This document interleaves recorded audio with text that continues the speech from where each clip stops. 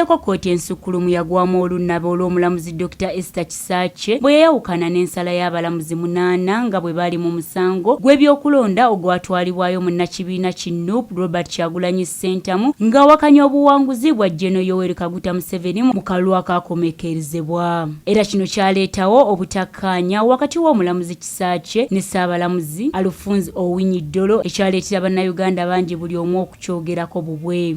Ffe nga bannayuganda abakwatiddwako era abasanyuse olw'obuvumu bwe obuzira bwe tutandise enteekateeka ez'okulaba ntuteekawo n'ekiwumbe mu Kampala wakati okulaba nti abaana ba Uganda abaliwo n'abalijja balimanya nti mu kaseera nga Uganda eyuugayuuga. Olwaleero abavubuka ba NUP abakwatibwako ensonga abeeyise The Concerned Citizen bategeezezza bannamawulire nga bwe bavuddeyo okusiima omulamuzi Kisakye era mu nkola eno ey'okumusiima baakumuzimbira ekijjukizo wakati mu kibuga ekiraga obuzira bwe. Tuli wano eno nga twagala okugenda mu byafaayo nga ku kikolwa eky'obuzira ekyakolebwa omulamuzi wa kkooti ey'oku ntikko Kisakye Esther mu musango omwami Kyagulanyi Ssentamu Robert gwe yawaabira mwami Museveni tiyabulwa Kaguta n'akakiiko k'ebyokulonda.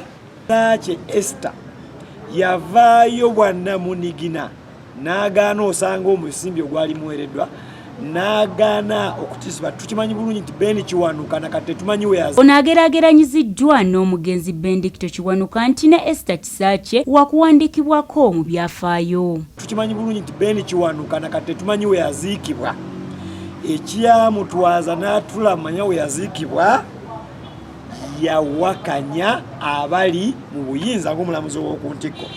So Kisakye Lydia ng'amanyi background eyo yavaayo n'agamba ekimala kikola ki kimala. Bano bagamba nti ekyokusiima abakozi obulungi kyali ntandikwa gye bali ate era baakugendera ddala mu maaso n'okulaga obutali bumativu n'engeri ensonga z'amateeka gye zikwatibwamu mu ggwanga. Tukyalenjinga obanga tuwakanya ebikolwa ebimenya ssemateeka mujja tulaba mu mirundi mingi nga tugenda ne mu kkooti etaputa ssemateeka okusazaamu amateeka amafu ate n'okuwaabira abalamuzi betusuubira nti enneeyisa yaabwe tetuukanye na mulembe guno.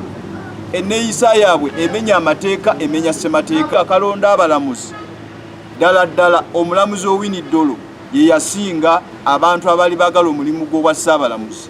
Wabula bano bawakanyizza ekyokubawa ensimbi okuvaayo okusiima omulamuzi Kisakye. Tetukola ebyeneena.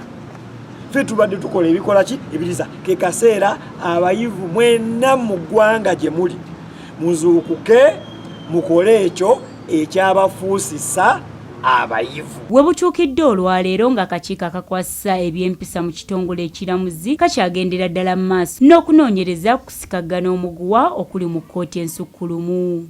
Edith Nabagereka, STV Select ey'enjawulo.